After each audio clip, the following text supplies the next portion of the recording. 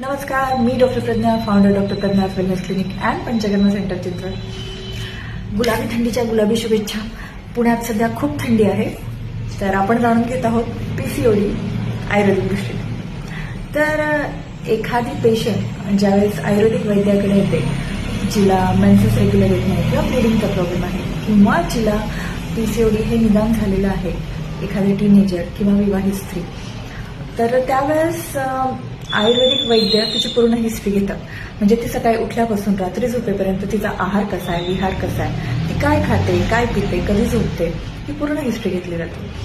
आणि शरीरामध्ये वात, पित्त, कफ हे साम्यावस्थेत आहेत की नाही हे पूर्ण बघितलं जातं. तर समजा कफदोष वाढला असेल तर अशा पेशंटचं वजन वाढलेलं असतं, तिला आळस जास्त प्रमाणात येतो, तिला मेन्सेस 3-3, 4-4 महिने लेट असतात, ब्लिडिंग अगदी कमी असतं.